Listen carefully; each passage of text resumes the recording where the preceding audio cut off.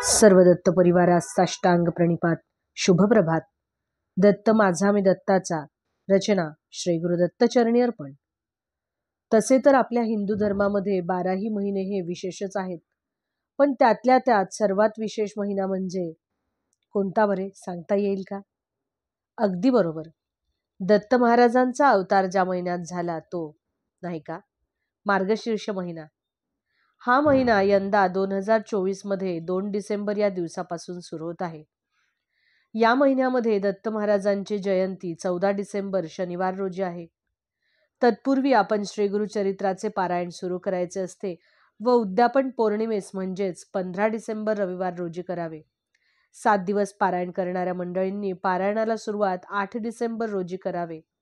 काही जण 3 दिवसाचे पारायण करतात, काही जण 5 दिवसांचे.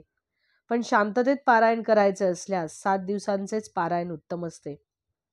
पहिल्या दिवशी 1 ते 9 अध्याय, दुसऱ्या दिवशी 10 ते 21, तिसऱ्या दिवशी 12 ते 29, चौथ्या दिवशी 30 ते 35 अध्यायाचे पठण करावे. 5व्या दिवशी 36 ते 38 अध्याय वाचावेत. 6व्या दिवशी 39 ते 43 व 7व्या दिवशी 44 ते 53 वाचून पारायण पूर्ण करावे. 3 दिवसांच्या पारायणामध्ये मात्र पहिल्या दिवशी 24, दुसऱ्या दिवशी 37 आणि तिसऱ्या दिवशी 53 पूर्ण करावे. काही साधक हे एका दिवसात समग्र चरित्र वाचणारे असतात. पोथी वाचताना सोहळे जरूर पाळावे. पारायण करताना ते ठराविक वेळेत, ठराविक जागेवर व ठराविक दिशा बघूनच बसून करावे. वाचनासाठी नेहमी पूर्वेकडे किंवा उत्तरेकडेच तोंड करून बसावे.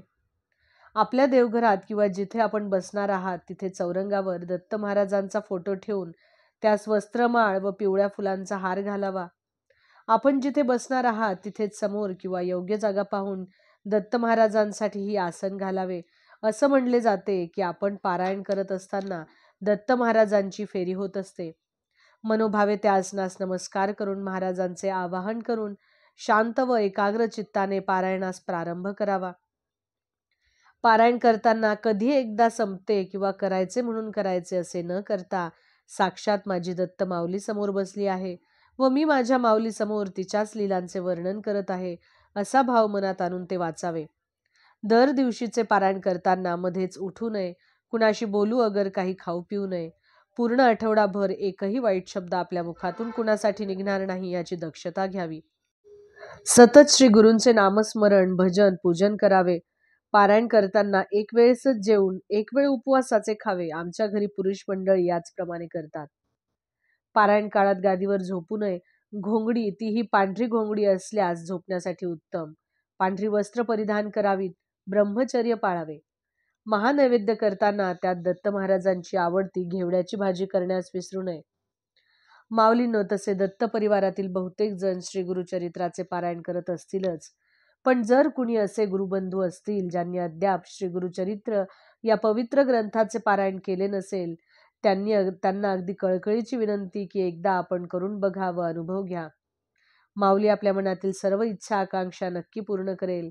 मी या सप्ताहात श्रीपाद श्रीवल्लभांचे चरित्र पारायण करते व माझे मिस्टर श्री गुरुचरित्रांचे पारायण करतात. अवधूत चिंतन श्री गुरुदेव दत्त. दिगंबरा दिगंबरा श्रीपाद वल्लभ दिगंबरा.